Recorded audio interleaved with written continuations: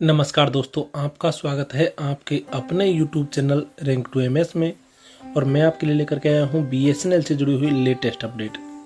खबरों की शुरुआत में सबसे पहले तो मैं आपको बता दूं कि आज हम चर्चा करने वाले हैं BSNL यूनियंस के द्वारा और BSNL न्यूज़पेपर्स के द्वारा दी हुई सभी लेटेस्ट अपडेट के बारे में। तो BSNL यूनियंस के द्वारा 1/7/2021 यानी 1 जुलाई और 1 अक्टूबर को जो देय IDA वृद्धि थी उसकी घोषणा में अत्यधिक देरी की वजह से DPE सेक्रेटरी DPE को लेटर लिखा है और उनसे मांग की है कि 2 किस्तों में वृद्धि तत्काल घोषणा की मांग की इसके लिए। तो इसके अलावा अगर हम नेक्स्ट न्यूज़ पर देखते हैं तो वो भी है रिलेटेड टू BSNL CMD, यानी कि inordinate delay in the payment of medical bills of the serving and retired employees. तो BSNL के जो भी कर्मचारी कार्यरत हैं या फिर जिन्होंने रिटायर्ड एम्प्लॉई हैं, जिन्होंने BRS लिया है, उनके मेडिकल्स बिल्स में जो देरी हो रही है उसका तत्काल भुगतान करने की भी इन्होंने मांग की है। नेक्स्ट न्यूज़ में हम देखते हैं कि इच्छुक कार्यकारी कर्मचारियों बिलिंग एम्प्लॉयज़ के स्वास्थ्य बीमा यानी हेल्थ इंश्योरेंस के कार्यान्वयन में देरी चल रही है, उसके लिए भी BSNL की यूनियन के द्वारा एक बार फिर से डायरेक्टर HR को लेटर लिखा गया है।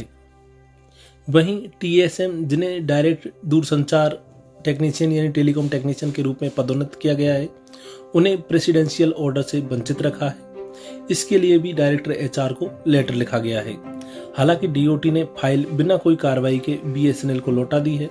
प्रभावित कर्मचारी सेवानिवृत्त हो रहे हैं और BSNL यूनियन के निदेशक यानी डायरेक्टर HR BSNL को लेटर लिख करके इस मुद्दे को एक बार फिर से DOT के उच्चतम स्तर के साथ उठाने का अनुरोध कर रहे हैं। वहीं BSNL यूनियन ने नॉन एग्जीक्यूटिव कर्मचारियों के वेतन संशोधन करने के लिए मंत्रणा यानी वेज नेगोशिएशंस के लिए संयुक्त समिति जॉइंट कमेटी की तत्काल पुनर्गठन की मांग की है। इसके तहत BSNL मैनेजमेंट पर नॉन एग्जीक्यूटिव कर्मचारियों के वेतन संशोधन यानी वेज नेगोशिएशन के लिए बातचीत फिर से शुरू करने के लिए दबाव बना रहे हैं। वेतन मंत्रणा समिति के अध्यक्ष श्री SC पंत पहले ही सेवा से सेवानिवृत्त हो चुके हैं। इसी प्रकार प्रबंधन पक्ष के कुछ सदस्यों के साथ साथ स्टाफ की ओर से भी BRS पर सेवानिवृत्त हुए हैं, इसलिए वेतन मंत्रणा समिति का पुनर्गठन किया जाना है। BSNL यूनियन के निदेशक डायरेक्टर HR को पत्र लिखकर वेतन मंत्रणा समिति के तत्काल पुनर्गठन की मांग की है। वहीं एक अन्य यूनियन के द्वारा दुर्गा पूजा पर बधाई देने के लिए अपडेट किया गया है। इसके अलावा जो methodology for resolving the pension anomaly of the BSNL absorbed employee in pensions, तो पेंशन से रिलेटेड यहाँ पर जो भी दुविधाएं हैं, जो एबनॉर्मल यानी कि एक तरह से एनोमली का मतलब है कि एक तरह से उसमें पेंशन में जो, तो इसमें जो पिछले 10 महीने की इफेक्टिव डेट मानी जाती है, जिसकी वजह से पेंशनर्स की पेंशन पर इफेक्ट पड़ रहा है। यानी कि जो CDA रूल है और IDA दोनों में डिफरेंस है कैलकुलेशन में, और उसी की वजह से पेंशनर्स को इससे लॉस भी हो रहा है और लेस पेंशन मिल रही है। यही कारण है कि यहाँ पर इसके लिए भी लेटर लिखा गया है और इसके कैलकुलेशन का तरीका भी इसी लेटर में साथ में बताया गया है कि किस तरह से पेंशन प्लस CDA DR के तहत कितनी पेंशन बन रही है और उससे कितना, अगर IDA रूल के तहत लेते हैं तो कितनी पेंशन बन रही है। तो इसमें पेंशन का जो नुकसान हो रहा है, पैसों का जो नुकसान हो रहा है, उसके बारे में यहाँ पर डिटेल में समझाया जा रहा है और ये इस लेटर को लिख करके ये संदर्भ दिया गया है। वहीं COVID-19 इंडोर ट्रीटमेंट को लेकर के भी लेटर लिखा गया है। इसके अलावा फ्रीज IDA रिलीज करने के लिए भी इन्होंने ऑफिशियल लेटर अपडेट किया है कि जो फ्रीज IDA है, जो प्रीवियस न्यूज़ में भी हमने आपको बताया था कि एक अन्य यूनियन के द्वारा भी ये मुद्दा उठाया गया था, वही इन्होंने भी मुद्दा उठाया है। वहीं पर जो रिटायरमेंट या सुपरएनुएशन के बाद में जो बेनिफिट फंड होता है for direct recruiting employees and grant of pensioners benefits to retired employees including BRS 19 personal. वहीं जूनियर इंजीनियर टेलीकॉम यानी जो टेलीकॉम टेक्नीशियन है उनको LIC के थ्रू प्रमोशन होता है, तो LIC की जो एग्ज़ाम कंडक्ट करानी होती है उसके लिए यहाँ पर बात की गई है कि the notification for LICs for promotion to different cadres will commence from 15 September 2021. Although the same is changed and in place of above soon has been incorporated in the minutes. More than a month has elapsed since then, but it is not implemented. यानी कि एक तरह से कहा जा रहा है कि जो LIC के नोटिफिकेशन पहले जारी किया गया था उसकी डेट पहले दी हुई थी 15 सितंबर और अब उसे शीघ्र इस तरह से कि शीघ्र इसकी कंडक्ट कराई जाएगी एग्ज़ाम, तो इस तरह से लिख करके उसको छोड़ दिया है। तो इसके लिए इन्होंने लेटर लिखा है कि we once again solicit you to kindly intervene and get the LIC notification notified in the interest of harmony and peace in the PSU। Non executives are second to none in running the service. वहीं newspapers के द्वारा एक सबसे महत्वपूर्ण news है, वो है कि किसी न्यूज़पेपर के द्वारा तो उसे नेगेटिव तरीके में दिया गया है, किसी में पॉजिटिव तरीके से भी दिया हुआ है। जैसे कि किसी न्यूज़पेपर ने छापा है कि 5G के ज़माने में दिया जा रहा है BSNL को 4G, और कहीं कहीं पर दिया जा रहा है कि BSNL को मिला 4G की गई फर्स्ट कॉल। तो आपको बता दें कि BSNL को भले ही से लेट BSNL 4G मिला है, लेकिन जब भी मिला है शुरुआत वहीं से करनी होती है। और ये मानना है कि ज़रूरतें सबकी पूरी हो जाती हैं और इच्छाएं राजा महाराजाओं की भी अधूरी रह जाती है। इसलिए BSNL को अगर 4G मिला है तो BSNL के सभी साथियों को मिलकर के और BSNL के फाइबर कनेक्शन पर, FTTH सेवाओं पर और BSNL 4G सिम सेल पर प्रायोरिटी से ध्यान देने की ज़रूरत है।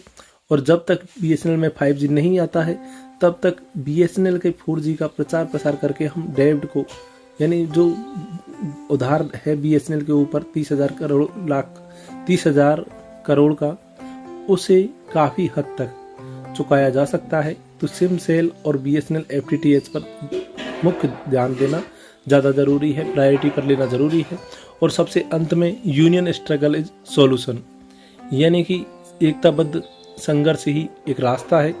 जैसा कि सबको पता है कि स्वैच्छिक सेवानिवृत्ति की प्रक्रिया पूर्ण होने के बाद में 1 वर्ष और लगभग 9 महीना हो चुका है, लेकिन BSNL कंपनी की स्थिति में कोई सुधार नहीं है, उल्टा घाटा बढ़ता ही जा रहा है, ब्याज बढ़ता ही जा रहा है। वहीं भारत सरकार के जो मंत्रिपरिषद द्वारा अनुमोदित योजना को ठंडे बस्ते में डाल दिया गया है। उस पैकेज के सिर्फ 2 बिंदुओं पर काम हुआ है। एक तो BRS दे दिया गया, जो 78,649 कर्मचारी को बाहर का रास्ता दिखा दिया गया था। दूसरा, जो सरकारी प्रभुत्व संपन्न ऋण पत्र के तहत BSNL को 8500 करोड़ रुपए का ऋण सस्ते ब्याज दर पर उपलब्ध कराया गया। अब हालांकि अभी जो बहुत महत्वपूर्ण बिंदु था BSNL 4G स्पेक्ट्रम, जो कि BSNL के लिए प्राणवायु की तरह आवश्यक है और स्वदेशी तकनीक के नाम पर उसे काफ़ी विलंबित किया गया है, लेकिन अब हालांकि ये मिल चुका है। वहीं आप अगर देखें तो BSNL के लिए जो रिवाइवल प्लान के अंदर लैंड मोनेटाइजेशन था, जो कि एक महत्वपूर्ण बिंदु है, वो भी अभी तक चालू नहीं किया गया है। इसके अलावा अगर हम देखें तो BSNL के पुनरुत्थान और विकास के लिए सरकार की नीतियों के विरुद्ध संघर्ष किया है। सरकार की नीतियों के विरुद्ध संघर्ष किया है और हमने लोक उपक्रमों को तबाह करने की नीति के विरुद्ध हम संघर्ष करते रहे हैं। परंतु मानव संसाधन से संबंधित समस्याओं और कर्मचारियों की समस्याओं को नजरअंदाज करके उन्हें अनुत्साहित स्थिति में ला देना और सेवा के रखरखाव मनमानी ठेकेदारी प्रथा से ध्वस्त करने के बिंदु पर BSNL प्रबंधन की भी ये जिम्मेदारी हो सकती है। यहाँ पर मतलब कि ओवरऑल जो एक लेटर लिखा है BSNL के यूनियन के द्वारा, उसमें ये भी बताया गया है कि किसी भी तरह से सभी यह सर्वविदित है कि सभी उपभोक्ता सेवा केंद्रों को निजी हाथों में सौंप दिया गया है। मोबाइल सेक्टर के सारे व्यापार निजी ठेकेदारों द्वारा कराई जा रही है। पता चला है कि प्रबंधन अब बैटरी और पावर प्लांट का कार्य भी अब ठेकेदारी प्रथा कराने की सोच रही है। तो BSNL की लगभग सभी सेवाओं को या तो पूर्णतः ठेकेदारी या राजस्व हिस्सेदारी की विधि द्वारा निजी हाथों में देकर के प्रबंधन हमारे कर्मचारियों को कार्यविहीन करना चाहती है। एक और कंपनी के कार्यों को पूर्णतः निजी हाथों में सौंप देना और दूसरी ओर कर्मचारियों की समस्याओं को ठंडे बस्ते में डालकर प्रबंधन चैन की बंसी बजा रही है। अनुकंपा पर आधारित नौकरी पर अगले मार्च 2022 तक पाबंदी लगा दी गई है और लगता है इसके उपरांत भी इसे बंद रखने पर मनोवृत्ति बना ली गई है। हालांकि सुप्रीम कोर्ट का भी डिसीजन है कि अनुकंपा पर आधारित नौकरी ये सरकार के द्वारा दी हुई एक तरह से छूट है, उनका हक नहीं है अनुकंपा पर नौकरी।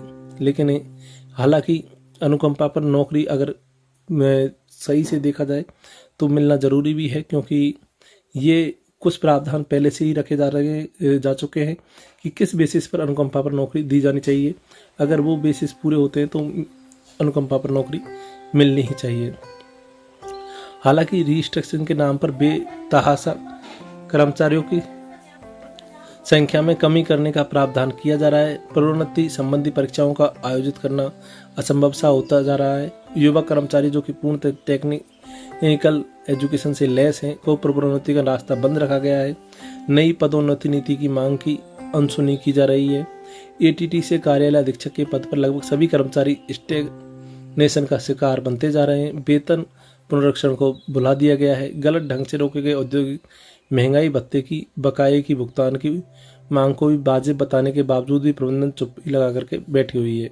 मसलन सैकड़ों वर्षों के संघर्ष के द्वारा कर्मचारियों द्वारा अर्जित सुविधाओं को सहने सहने छीनी जा रही है। ऐसा प्रतीत होता है कि प्रबंधन के सभी अंग पंगु हो गए हैं और पावर का केंद्रीकरण हो गया है। ऐसा महसूस होता है कि प्रबंधन के किसी भी इकाई के वरिष्ठ अधिकारी को कोई फैसला नहीं ले पा रहे हैं। स्थिति भयावह हो चली है। ऐसे में श्रमिक संघों को कंपनी को बचाने और कर्मचारियों के हित की रक्षा की जिम्मेदारी लेनी पड़ेगी। स्थिति की आवश्यकता है कि हमें समस्त भेदभाव भूल करके एकजुट होना पड़ेगा और कठोर प्रहार करते हुए अपनी उपस्थिति दर्ज करानी होगी। हमें कर्मचारियों की समस्याओं और उनके हित के लिए एकजुट होकर बीएसएनएल प्रबंधन से भी लड़ना होगा।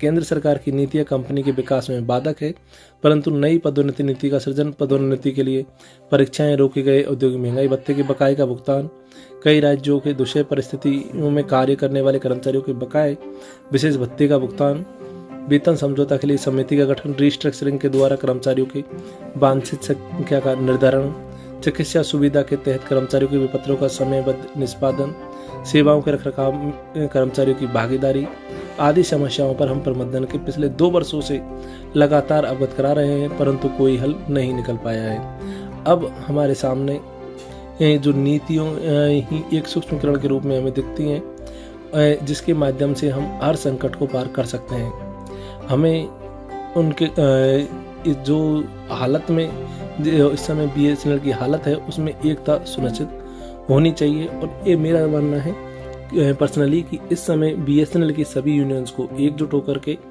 और कर्मचारियों के सहयोग में खड़ा होना चाहिए और सभी कर्मचारियों को एकजुट होकर के अपनी समस्याओं का धीरे धीरे सॉल्यूशन निकालना चाहिए।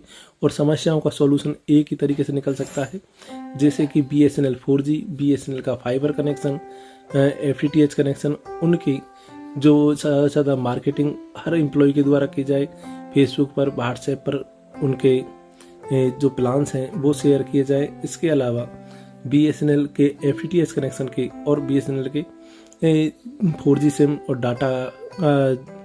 4G सिम के डाटा कार्ड और उसके डाटा प्लान्स, कॉलिंग प्लान्स, सभी की जानकारी सभी एम्प्लॉयज़ को, लाइनमैन से लेकर के अपर स्टाफ तक सभी को होना ज़रूरी है। और उनके द्वारा पर्सनली विजिट भी बहुत ही ज़्यादा ज़रूरी है। और जिससे भी जान पहचान के लोगों को, या फिर जहाँ पर भी आप दिन में विजिट करते हैं, जैसे किसी कस्टमर के पास में, उनको उनके बारे में अवगत कराना बहुत ही ज़रूरी है।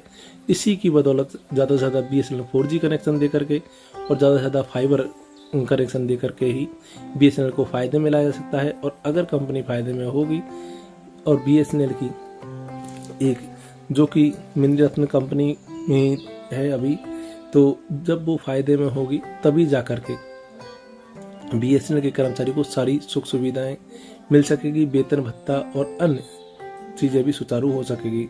हालांकि बीएसएनएल की यूनियंस को और मैनेजमेंट को ध्यान देते हुए बीएसएनएल के कर्मचारियों की कम से कम सैलरी को रेगुलर करना अभी बहुत ही ज़्यादा ज़रूरी है, जो कि एक प्रायोरिटी बेसिस वर्क है। क्योंकि अगर बीएसएनएल के कर्मचारियों की सैलरी अगर रेगुलर नहीं हो पाती है तब उससे नेगेटिविटी बहुत ज़्यादा बढ़ती है और काम में भी मन नहीं लगता और हतोत्साहित एम्प्लॉय महसूस करता है। तो ये ज़रूरी है कि कर्मचारियों की सैलरी रेगुलर की जाए।